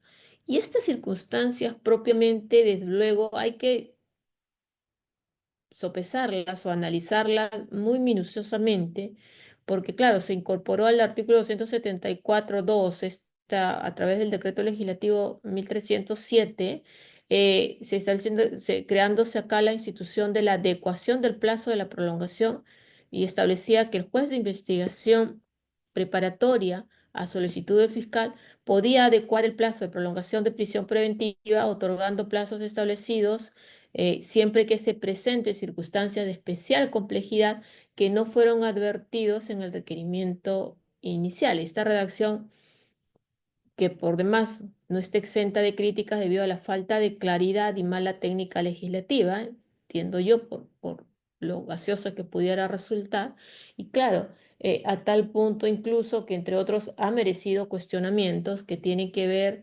obviamente, que acorde a una interpretación literal de este dispositivo se pudiera colegir que con el término adecuado no es posible ampliar el plazo de la prolongación preventiva en cuanto a los 36 meses que ya se tuvo que señalarse taxativa y expresamente adicionarse o extenderse, entre otros términos similares, 12 meses previstos en el artículo 274. Entonces, obviamente hay que tener en consideración estos aspectos que pudieran mellar, sobre todo en los aspectos que están referidos con la libertad de la persona. Hay un criterio que tiene que ver con la prolongación y vean ustedes lo particular que trae nuestro código al momento de las sentencias condenatorias.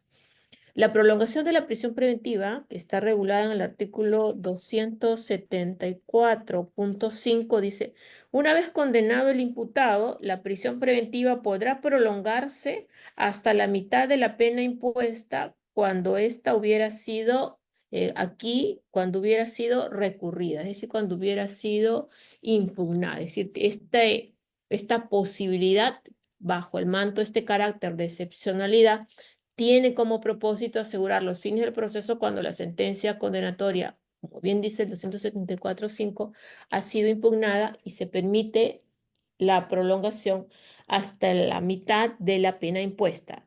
Obviamente, la naturaleza de esta posibilidad es accesoria y en caso de ser declarada nula, incluso la sentencia recurrida automáticamente, desde luego, pierde sustento la prolongación.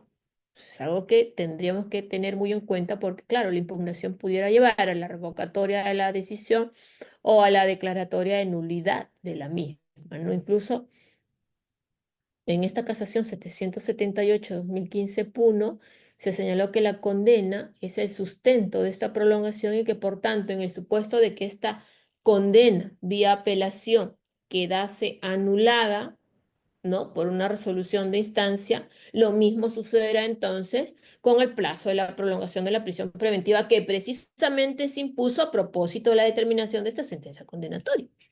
Ese es el mismo efecto, ¿no? Entonces, es algo que obviamente hay que tener en cuenta. Incluso en este caso, para que el juez pueda disponer, por ejemplo, la prisión de la prolongación, tendrán que existir fundamentos para estimar razonablemente que aquí el encausado no se va a someter a la ejecución del supuesto de la sentencia recurrida termine quedando firme de acuerdo a lo señalado en el artículo, recuerden ustedes, 399.5 del Código. Y si bien este dispositivo legal elude aquí al supuesto en que el procesado se encontraba libre antes de emitirse la sentencia de condena, nada impide aplicarlo también en caso de que esté por vencerse el plazo de prolongación de la medida de coerción. Por tanto, puede haber, digamos, que aquí que pudiera cuestionarse o determinarse también como otro factor a tener en cuenta la competencia o quién es competente para prolongar la prisión preventiva de oficio en el supuesto de que la sentencia condenatoria hubiera sido recurrida, incluso cuestión que respondida en la casación 545-2020 Arequipa, donde se establece en base a una interpretación conjunta del artículo 274.5, que es el que habla de la prolongación de la medida en caso de sentencias condenatorias, y el artículo 399.5, que es la facultad del juez que determina que el fallo condenatorio, digamos, dictar o prolongar la medida de prisión preventiva mientras que resuelve el recurso impugnatorio. Entonces, dicho de otra forma, no es necesario, bajo estos lineamientos, se pudiera entender, más allá de los cuestionamientos que pudieran haber, que el fiscal solicita la prolongación de la aplicación de una prisión preventiva en el supuesto de una sentencia condenatoria. De parecer contrario es la postura que se ha adoptado incluso en el Pleno Jurisdiccional Distrital Penal y Procesal Penal de Lima Este en el año 2017, en el cual sostiene que el supuesto de prolongación que yace precisamente en este artículo no es inmediata, toda vez que será solicitud de la Fiscalía en función del principio rogatorio. Personalmente, mi posición es esta última también. Es decir, si estamos hablando de la decisión de mantener en prisión a una persona, más allá, es entendible, sí, que el juez pretenda cautelar la sujeción o garantizar la ejecución de esta sentencia, siempre tendría que haber un requerimiento de parte del Ministerio Público, precisamente por el respeto de este principio rogatorio, pero por demás que también implique esta motivación de esta cuestión que pudiera, digamos, tenerse en cuenta. Vamos a hablar de la variación como uno de los tópicos en estos minutos que nos quedan. Y claro, el artículo 255, inciso tercero, dice, salvo lo dispuesto respecto al embargo y la administración provisional de posesión, corresponde al Ministerio Público y al imputado solicitar al juez la reforma revocatoria o sustitución de las medidas de carácter personal, quien resolverá en el plazo de 3 días previa audiencia con citación de las partes. Entonces, cabe esa posibilidad y dentro de ese contexto, obviamente, como hemos resaltado, la prisión preventiva reposa sobre, entre otros, uno de los principios que es la provisionalidad y la aplicación como última ratio bajo el análisis de establecer su mantenimiento en un análisis de regla de excepcionalidad, siempre, sin lugar a dudas, teniendo en cuenta que pueden aplicarse otras medidas menos lesivas al momento de su establecimiento. Entonces, desde luego, teniendo este criterio de reformabilidad, ¿no? Se pueden solicitar estas peticiones de variación de la medida a tener en cuenta de la prisión preventiva, ¿no? Ahora bien, para comenzar, la variación, lo que hay que tener en cuenta aquí, o la distinción que hay que tener en cuenta es de estas dos instituciones que nos presenta el ordenamiento procesal penal. La cesación y la nueva esta que han incorporado la revisión periódica de oficio, ¿no? Hay que, la decisión de la cesación en tanto que esta es, dice, la última especie dentro del género de la variación que responde al principio de rebus sic stantibus, solo en la medida que se cuestione el presupuesto de la prisión preventiva, el fumus comici delicti, o se incorpore un elemento de prueba o de investigación que enerve el relevante requisito de la ausencia del peligrosismo procesal. Esta postura toma sin lugar a dudas mayor ponderación luego de esta modificatoria del artículo 283, en donde se establece que se va a evaluar la subsistencia, es el término la subsistencia, ¿no? Cuando cambiaron el tema del cese y la revisión periódica de oficio de los motivos que dieron lugar a la prisión preventiva, lo cual obviamente estaríamos dentro de los supuestos de variación y de cese en una situación de género y especie, ¿no? Y claro, siempre y cuando existan razones que pudieran merecer variar la medida en lo que puede tenerse en cuenta, ¿no? Además, adicionalmente, este artículo 255.2 prescribe que la variabilidad de la medida incluso procede de oficio. Es decir, el juez, sin que se le hubiera pedido necesariamente la defensa, también tiene la obligación entonces de analizar si la medida aplicada, como es la prisión preventiva, sigue siendo la misma o han variado las circunstancias que ya no justifican su aplicación. O mejor dicho, que se mantenga en el tiempo. Entonces, existe pues en este caso la variación de la prisión preventiva de carácter oficiosa, como se estableció en la casación 200, perdón, en la apelación 292-2023 Corte Suprema, existe la variación de la prisión preventiva oficiosa o a pedido de parte si los medios de convicción han desaparecido o se ha precipitado o si fuera una modificación de corroboración manifiestamente patente o si hubiera o no tuviera forma alguna de solicitarlo en este aspecto, ¿no? Y aquí, más allá de las reformas, cuando habla también de esta variación, si es que estamos hablando de lo establecido en el artículo 255, inciso 2, tiene lugar cuando varían los presupuestos que motivaron la imposición de la medida. La revocatoria va en el sentido y tiene sus manifestaciones más importantes la siguiente, la revocatoria de la vigilancia electrónica personal, que hoy en día tiene consonancia con este nuevo artículo que se incorporó, que es el artículo 268A del Código Procesal Penal, donde se establece que en determinados delitos, obviamente no necesariamente pudiera merecerse la prisión preventiva. La revocatoria de la libertad, que es la propia del artículo 276, que establece que la libertad será revocada inmediatamente si el imputado no cumple con asistir o sin motivo legítimo a la primera citación que se le formule cuando es considerada necesaria su concurrencia.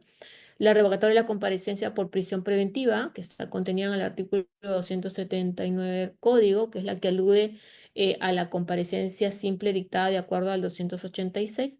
La revocatoria de libertad lograda por el cese, el 285, y la revocatoria de la comparecencia con restricciones, que son todos estos tipos de revocatoria, por prisión preventiva que está contenida en el artículo 287, inciso tercero del Código, que es que se dicta en orden la orden de prisión preventiva cuando se revoque la comparecencia restrictiva precisamente a propósito del incumplimiento de las restricciones que hubiera realizado el encausado.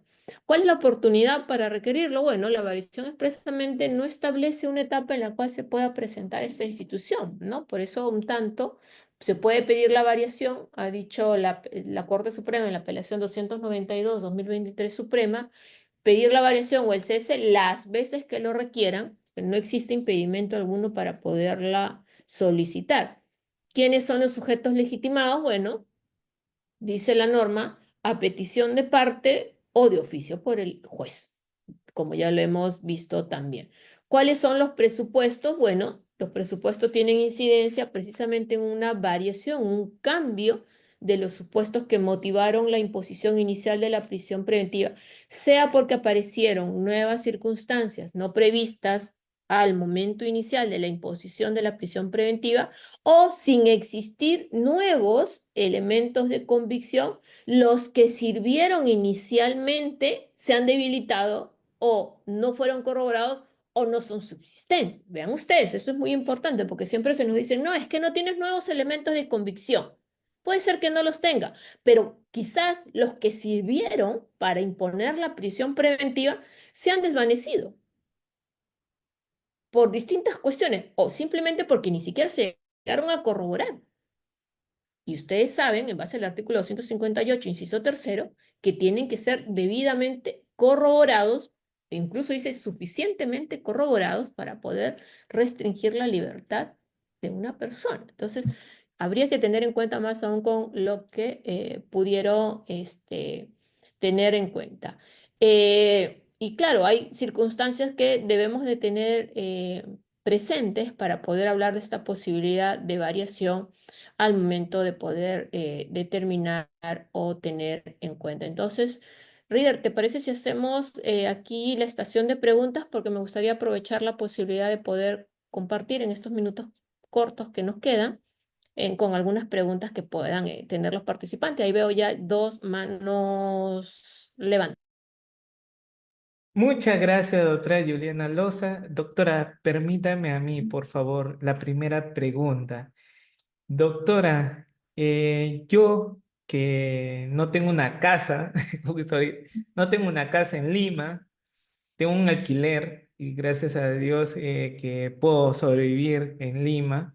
Doctora, ¿es necesario tener una casa para decir que tengo un arraigo, bueno, un arraigo primero, que han mencionado, arraigo familiar, segundo también que un lugar que puedan notificarme, no ser un alquiler, doctora? Muchas gracias.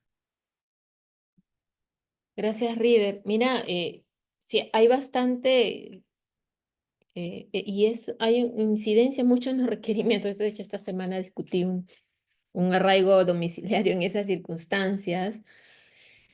Y claro, a ver, el arraigo tiene que ver con la sujeción, ¿no? Estoy sujeto en el tema del arraigo domiciliario a un domicilio, vale decir, a una residencia en lugar donde, dos factores principales para hablar del arraigo domiciliario, que sea ubicable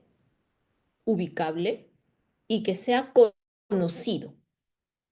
Entonces, nuestra legislación en general, partiendo por la Constitución, no nos obliga a tener una propiedad. Es un derecho, sí, pero no hay una obligación de tener propiedad. Entonces, dentro de ese contexto, obviamente, el tener en este aspecto arraigo domiciliario no está sujeto a tener una propiedad, sino a tener el domicilio. Y este puede ser propio o puede ser alquilado. Y de hecho, yo recuerdo mucho, incluso mi querido Reader, un caso en el cual se discutía que no, digamos, se le negaba el arraigo domiciliario a un joven porque vivía en la casa de sus padres. Bueno, la cuestión era, pero tiene domicilio, vive en la casa de sus padres, su DNI está en la casa de sus padres, que tenía 25 o 26 años, su recibo de teléfono está en la casa de sus padres, su recibo de matrícula de la universidad está a nombre de la casa de sus padres, vive con sus padres, los vecinos dicen que vive ahí con sus padres desde que nació, vive ahí. Entonces, tiene a domicilio, ¿no? Pero la fiscalía decía, no, no tiene el arraigo domiciliario porque la casa no le pertenece. La casa es de sus padres. Y claro, y hay otro aspecto, ¿no? Entonces, hay que diferenciar estas cuestiones y eso se puede acreditar, como bien por ahí vi que alguien lo puso en el chat, con el contrato de alquiler. Claro, puede haber circunstancias, no tengo contrato de alquiler, estoy viviendo con mis padres, estoy viviendo en la casa de mi pareja, estoy viviendo en la casa de mi conviviente, o estoy viviendo en la casa que está a nombre de mi esposo, estoy viviendo ahí.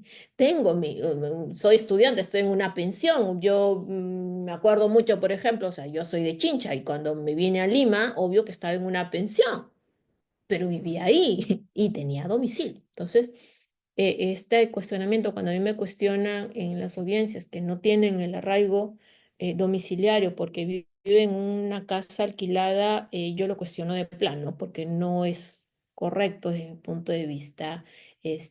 Mira, Galaxy dice que también es de Chincha, así que saludos a mis paisanos por ahí. No sé, siguiente pregunta. Sí, doctora, muchas gracias. Y luego le hago la pregunta justo del doctor César Nakazaki sobre, mencionaba también de una audiencia, bueno, una ponencia sobre los arraigos de calidad. Estimado Manuel, adelante, por favor. Gracias. Estimado Manuel, Sí, bienvenido. doctor Ride. Sí, doctor Ride, muy buenas noches, estimada doctora Julián. Eh, bueno, es un principio que yo lo veo, ¿no?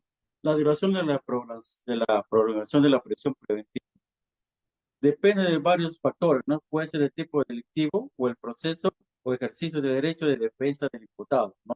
Si los principios de legalidad y su prolongación también puede acudirse al arresto domiciliario, estimada doctora, porque yo veo los mismos presupuestos relacionados con todo esto. Ese sería mi tema, estimado. Gracias, Manuel. Sí, en efecto, ¿no? Si la naturaleza del arresto domiciliario es de ser una medida sustitutiva, no alternativa como el impedimento de salida, la comparecencia con restricciones, que es alternativa a la prisión. Esta es una medida sustitutiva. ¿Cuándo se sustituye una prisión preventiva por arresto domiciliario? Cuando es mayor de 65 años, está embarazada, tiene una enfermedad grave y padecimientos, entonces, pese a cumplirse los presupuestos para imponer la prisión preventiva, el juez puede sustituirla por un arresto domiciliario.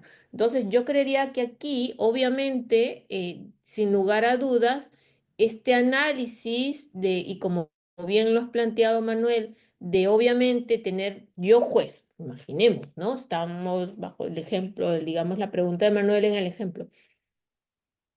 Tengo que decidir la prisión si a una persona de 65 años tiene que ir o no a prisión, pese a que es de 65, todos irían obligatoriamente a arresto domiciliario. Entonces el juez lo que tiene que hacer es ponderando al caso concreto, atendiendo a los criterios de razonabilidad, si es que obviamente puede recurrir al arresto domiciliario y no verse como última posibilidad de recurrir a la prisión preventiva. Y ahí viene, obviamente, entender esta consideración como una medida de última ratio, ¿no? De verla siempre en ese sentido. Pero sí, Manuel, es una medida sustitutiva a la prisión. Gracias. Muchas gracias a usted, doctora. Ya saben, estimados colegas, tienen que tener activo su cámara para lo que es el audio. Estimado César, ¿cómo estás? Qué gusto saludarte también. Por favor, una pregunta. Gracias. Estimado César, ¿puedes activar tu audio? Bienvenido. Muchas gracias. ¿Se escucha? Sí, Doctora, adelante. buenas Sí, noches, un gusto saludarle. Doctora, el tema va el tema de la prolongación de la prisión preventiva. Muchas veces, muchas veces es el Ministerio Público solicita la prolongación, pero no cumple, ¿no? No cumple con las diligencias que deben realizarse dentro del plazo que debe investigar. Sin embargo, el juzgador le da la prolongación. Siempre, el juez siempre es pro fiscal que pro defensa. La defensa argumenta, por ejemplo, un fiscal no es posible que se vaya de vacaciones un mes y esa investigación quede paralizada y luego retorna y no se tiene en cuenta que ese fiscal se fue un mes de vacaciones. El juez no lo evalúa de esa manera para declarar infundado el pedido de prolongación de prisión preventiva, porque por más que la defensa demuestra esa actitud de parte del Ministerio Público, el juez no la toma en cuenta. ¿Qué podemos hacer ahí en ese sentido? Muchas gracias. no, no, me gusta tu pregunta, César, muy buena, porque, y comparto tu indignación cuando no frustración, ¿no? Porque, claro, o sea, prisión preventiva por 36 meses. La investigación no avanza, no hacen más los actos de investigación, se van de vacaciones como tú dices y ni siquiera delegan a los adjuntos o ahora, digamos, yo no sé cómo va a manejar el tema ahora porque la policía está a cargo de determinados casos, las investigaciones, pero en fin, entonces hay una falta de diligencia de parte de la actuación de quien conduce y que le corresponde realizar los actos de investigación y nuevamente estas demoras porque, uy, ya no, mira, se va a vencer la otra semana el plazo máximo de la prisión preventiva, ¿qué hago? Ya, me acordé que me faltan reprogramar 30 declaraciones, me acordé que no he hecho pericia, me acordé que faltan hacer tal cosa, que tengo que reprogramar, perdón, ¿te estás acordando recién?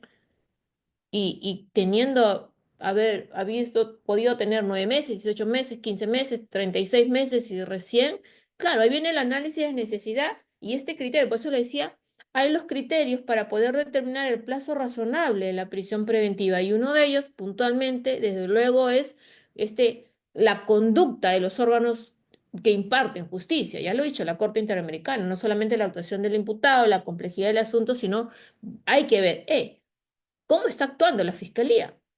Por lo general, los pronunciamientos de de la Corte Interamericana van en declave al juez porque siguen empezando que es el juez bajo el anterior modelo instructor, y en muchos países que todavía lo son, pero obviamente quien dirige la investigación tiene que conducirse de manera diligente. Y si hace todo para el final, obviamente que siempre vas a necesitar más plazo, ¿no? Bueno, un ejemplo muy práctico. De chicos, siempre las tareas al final. Mamá, tengo que hacer la tarea, obviamente voy a llegar tarde al colegio si es que recién me pongo a hacer toda la plana o todas las tareas o todas las operaciones matemáticas faltando 5 minutos que me tengo que ir al colegio.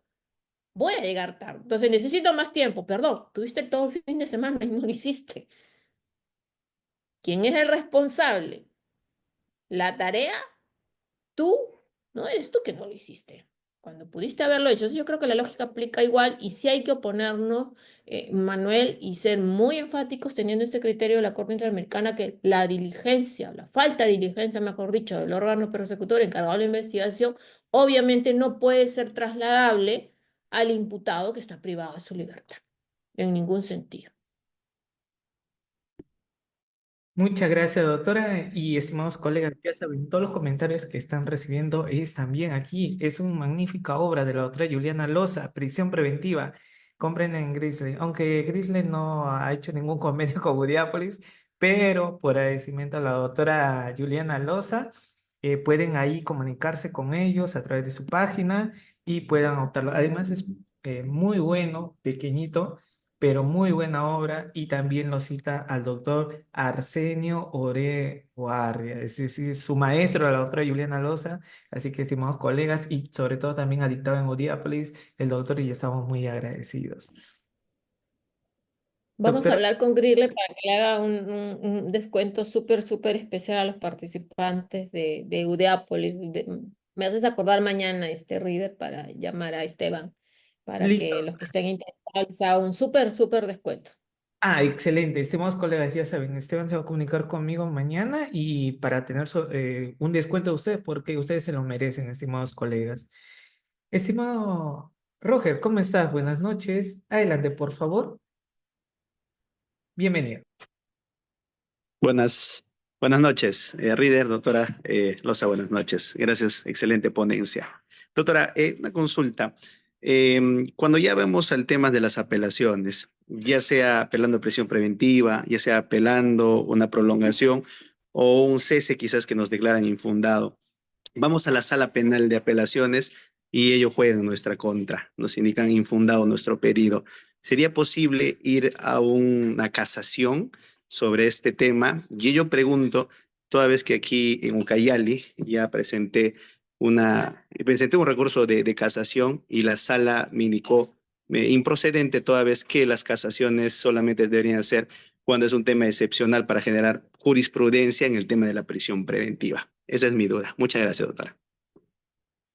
Muchísimas gracias, Roger. Mira, sí, yo voy, claro, obviamente tenemos este tema de la casación excepcional, que digamos tendríamos que ver cuál es el interés casacional excepcional que tendríamos que definir, más allá de lo que no pudiéramos encontrarnos dentro de los presupuestos propios establecidos allí. Yo iría y siempre buscando este tema, si es que se ha presentado en contra o no de algún criterio jurisprudencial o sin duda alguna si es que hay una afectación sobre todo a la motivación en clave de afectación a derechos y sobre todo, Roger, también ahora recuerda que hay la modificación reciente por la ley 32.130 del referido a la casación, ¿no? En tanto, digamos, hay esta visión un poquito más, quizás en otra clase hablamos propiamente de casaciones, del tema de la admisibilidad de los criterios y los presupuestos para formular casaciones y yo creo que más o menos nos pudieran habilitar o permitir ingresar a postular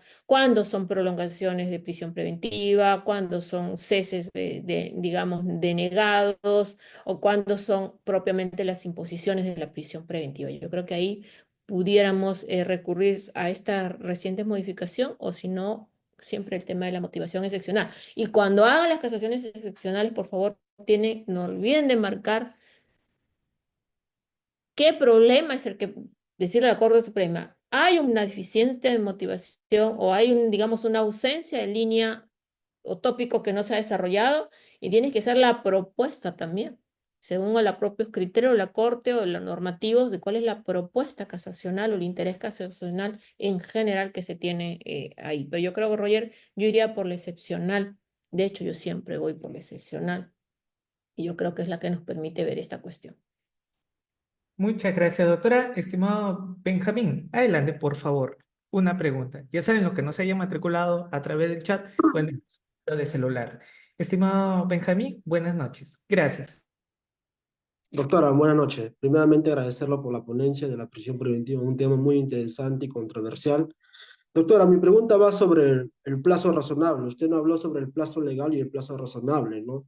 Que se da a los investigados, ¿no? Y que esto, más allá que no, los jueces no valoran, ¿no? Los criterios que debe darse para los plazos razonables, ¿no? ¿Qué mecanismo, qué herramienta puede darse en esta situación cuando el fiscal no investiga debidamente en un plazo legal que ellos toman, ¿no? Y más aún cuando se encuentra privada de la libertad a una persona que está en presunción de inocencia, ¿no?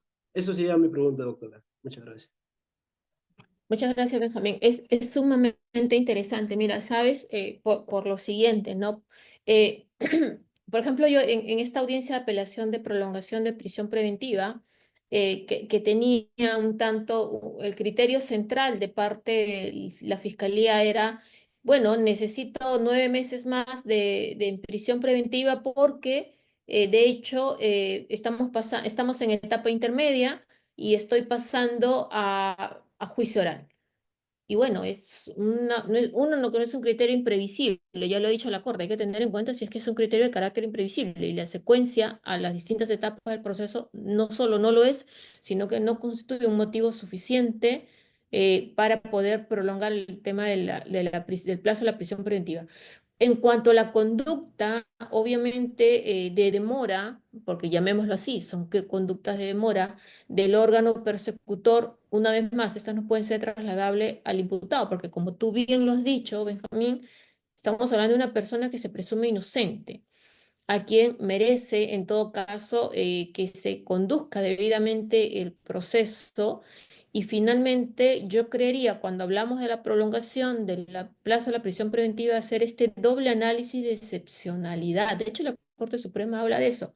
Tenemos que hacer, dice la Corte Suprema, y lo tengo muy marcado porque lo discutí ahora en esta audiencia, este doble análisis de excepcionalidad, es decir, ya no solamente girar en torno si se mantienen o no se mantienen los presupuestos de la prisión preventiva que motivaron en su momento, sino cuál es la necesidad por demás, no solamente de eso, sino de mantener en prisión a una persona por un tiempo más allá del legal que se pudo haber establecido en su momento. Entonces, yo creería que este análisis debe ser así, racional dentro de un contexto de estricta necesidad. Por eso hay que decir, bueno, fiscal, ¿por qué necesitas tener preso a esta persona? ¿Qué actos vas a hacer?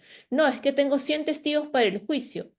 ¿Hay algún factor concreto que haga ver que si mi patrocinado está, o mi defendido está en libertad, no puedan realizarse estos órganos de prueba? Tendrá que sustentar. Más allá de especularlo, tendrá que sustentarlo. Yo creo que el análisis de exigencia nuestro tiene que ser en ese punto. Y de parte del fiscal también, porque el fiscal si requiere, obviamente tiene que sustentarlo debidamente. Muchas gracias, doctora. Uy, tengo un participante, pero sale con nombre Galaxy. Tienen que escribir su nombre, estimados, completo, su nombre en el Zoom. Juan Francisco y estimados colegas, justo me acabo de comunicar con... Yo soy rapidísimo, doctora, ya sabe, yo muevo rápido mis contactos, así que para los matriculados bueno, Víctor, me hace mención Víctor Hugo, de Grizzly, me dice que va a haber para los del diplomado un 45% de descuento de lo que es la obra de la doctora Juliana Loza. Al finalizar la clase voy a dar el número para los que van a estar, porque la doctora Juliana Loza se merece, bueno, se merece que todos sigamos compartiendo lo que es esta obra magnífica de prisión preventiva. Y así también la doctora pronto poder sacar una obrita, doctora, por favor, de las etapas del proceso, que es muy importante, doctora. Muchas gracias. Estimado Juan Francisco, adelante. Gracias. Muy buena noche con todos los presentes, doctora Juliana. Muy buena noche. Excelente el escenario de exposición que maneja usted. Y doctora, mi pregunta es, ¿por qué siempre en el proceso, en la actividad procesal, se observa el proceso del detenido o la voluntad del detenido y no se puede observar también la actividad procesal del fiscal, ¿no? Porque a veces eh, el- queremos acá discernir algo, doctora Juliana. El fiscal es un ser humano y puede estar motivado personalmente o profesionalmente. ¿Correcto? Entonces, esa motivación del fiscal, a veces el fiscal tiene empatía para el imputado, porque recuerda que le estamos prohibiendo su libertad, el fiscal llega a tener esa empatía o, o está en desacuerdo, pues solamente se enfoca en fiscalizar y acusar sin tener todavía las pruebas contundentes, doctora. Esa era mi pregunta, doctora, sobre la actividad procesal del fiscal dentro de este proceso. Bien, gracias, doctora Juliana, y con todos los presentes. Muchas gracias, Juan Francisco. Sí, hay algo que siempre nos toca exigir dos cosas, creo yo, de cara a lo que preguntas cuando estamos discutiendo el plazo, la prolongación, cese o el tema que tengamos que ver con lo que estamos desarrollando hoy día. Dos aspectos para discutir respecto a lo que pregunta en cuanto a digamos, el comportamiento, la actitud del fiscal. En primer lugar, exigir que siempre el fiscal tiene que conducirse con un criterio de objetividad, ¿no? Título preliminar del Código y el artículo 321 establece que el fiscal investiga precisamente para identificar elementos de cargo o elementos de descargo. Entonces, tiene esta posibilidad que tiene que ver. A mí siempre me dicen, no, es que el fiscal es el persecutor. Sí, excelente persecutor, no lo voy a negar, pero dentro de nuestro ordenamiento procesal es el director de la investigación y como director de la investigación es objetivo. ¿Qué implica esto? Investigo para ver elementos de cargo y elementos de descargo. Segundo factor, dice, no, pero ya estamos en etapa intermedia y entonces ha acusado. Ya obviamente no es un fiscal que tenga que carecer de sesgo. Perdón, sí tiene esa posibilidad porque un fiscal que actúa correctamente, válidamente en etapa intermedia, si actúa debidamente, va a poder enmendar precisamente frente a un requerimiento de sobreseimiento, pero una excepción de procedencia de acción y se puede ganar o desistir. Y aún así, desde mi punto de vista, pudiera encontrar yo discrepancia con lo que opino, válido desde luego, porque por eso es el derecho para debatir. Incluso en el juicio, el fiscal también tiene que actuar de manera correcta como en todo el proceso. ¿Por qué? Porque tiene incluso de identificar, dice el código, creo que es el 387, no recuerdo bien, pero en juicio dice, de advertirse después de la actividad probatoria, obviamente que se desvanece la tesis, tiene la posibilidad de mutar, obviamente, la tesis de imputación o retirar el mismo. ¿Qué pasa si tenemos un fiscal con un interés, como bien lo dices, personal o profesional o con un sesgo, con ya simplemente eres culpable porque te investigo para encontrarte culpable? Claro, ahí ya se está invirtiendo todo. Segunda cuestión que hay que tener en cuenta, lo que yo hago, esto es una práctica mía, mi equipo y yo lo hacemos de esa manera. Cuando discuto pedidos de prolongación de prisión preventiva, yo lo que hago es una línea de tiempo. háganlo, yo lo sugiero. Hagan una línea de tiempo, si no saben hacer línea de tiempo, que yo tampoco hago mi cuadro de Word, disposición, fecha, acto de investigación, disposición, fecha, acto de... Te vas a dar cuenta que cronológicamente el fiscal se quedó dormido, se fue de vacaciones, se olvidó de tu caso, no hizo nada, pero la última semana se acordó de todo y empezó a diligenciar todo y necesita más plazo.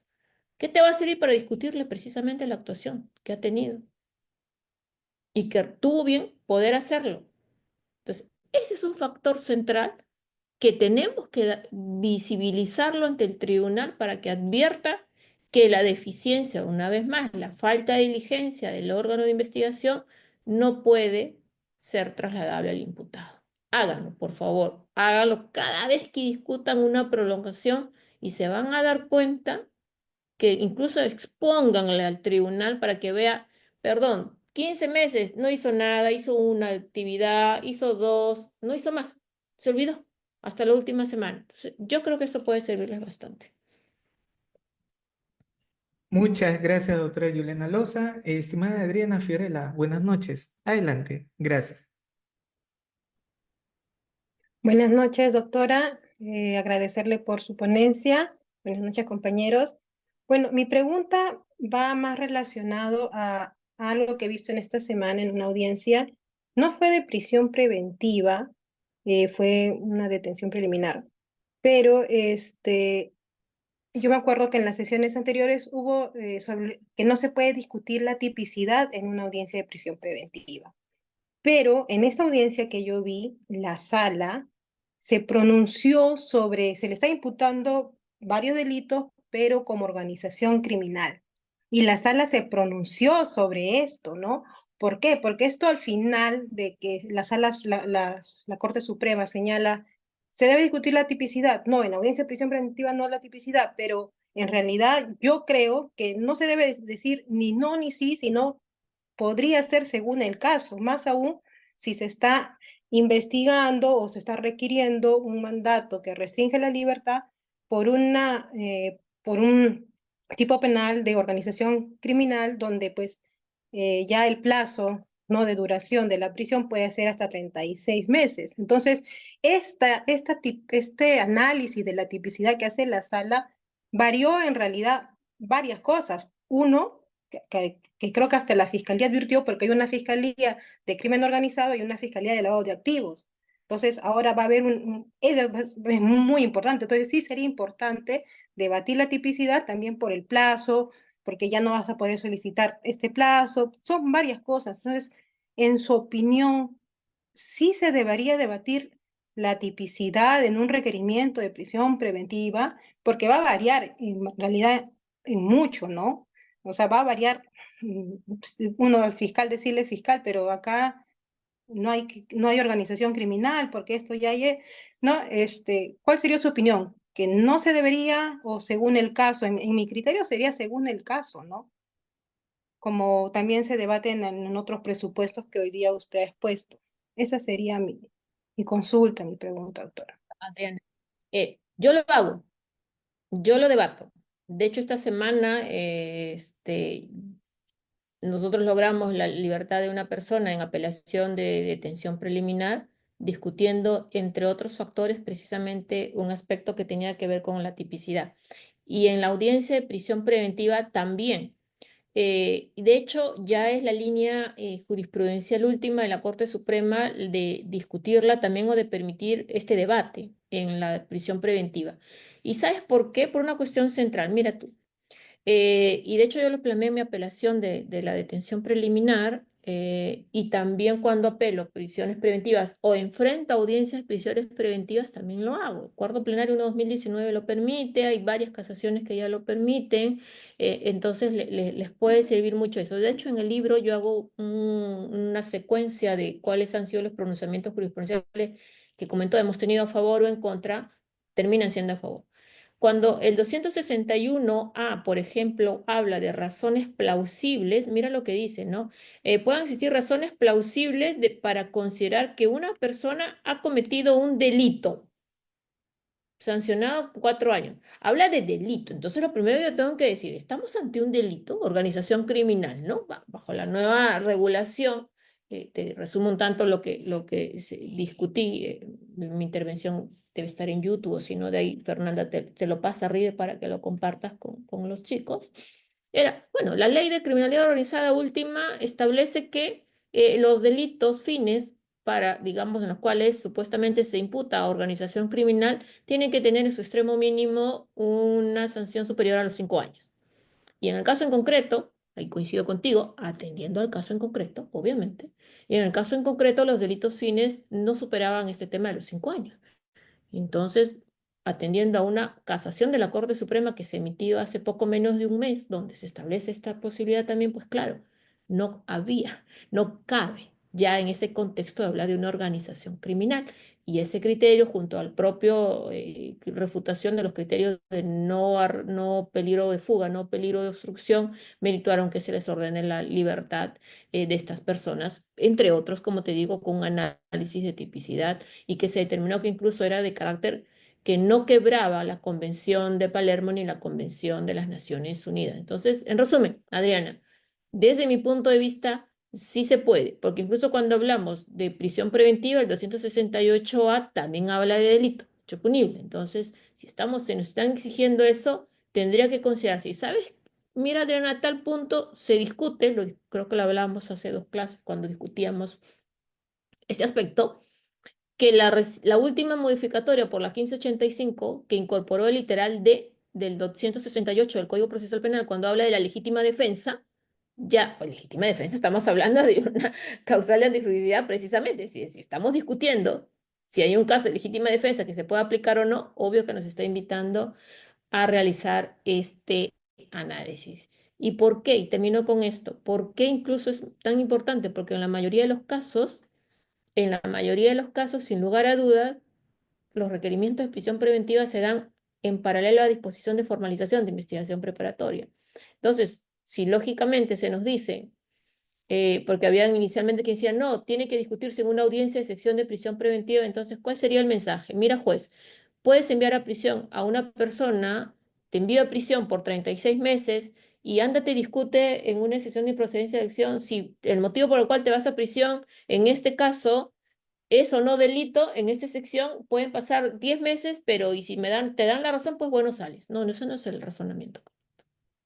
Si el juez es el mismo juez de control y le garantían que puede decidir eso, obviamente no puede enviar a prisión, así sea provisionalmente, ahí donde los hechos, materia de imputación, bajo la tesis del Ministerio Público, no tienen relevancia penal. Entonces, sí tendría obviamente que poder discutirse yo lo hago, le soy sincera, yo lo hago en una audiencia de prisión preventiva y también lo hago en las apelaciones de detención preliminar, ahí donde, conforme dice Adriana, al caso en concreto resulte manifiesto.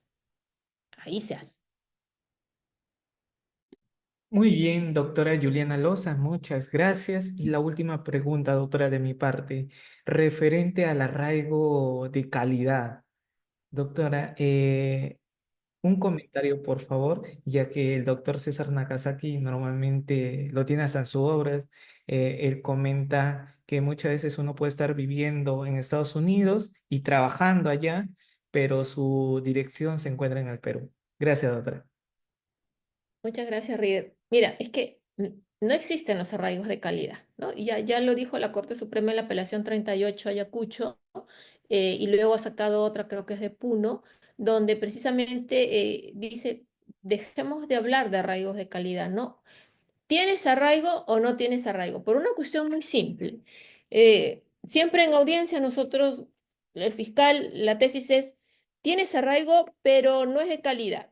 O incluso se crearon otras categorías, mediana calidad, mínima calidad, gran calidad. Y me pregunto, yo siempre le decía a los fiscales o en las audiencias cuando todavía se debatía y se aceptaba ese tema de calidad, para lo que el fiscal no es de calidad, para mí es de calidad. Y luego le hacía la pregunta, ¿cuál es el baremo? Es decir, para usted, ¿qué es de calidad? ¿Qué tanto más tengo que tener para poder hablar de arraigo de calidad? Por eso que la Corte ha dicho, ¿tienes arraigo o no tienes arraigo? Dejemos de hablar de temas de calidad, porque claro, en el ejemplo que dices, pues bueno, habría que analizar bajo este criterio también de la superposición de los arraigos, si es que tiene afincado esta posibilidad de ver la sujeción al proceso, que es lo que interesa, ¿no?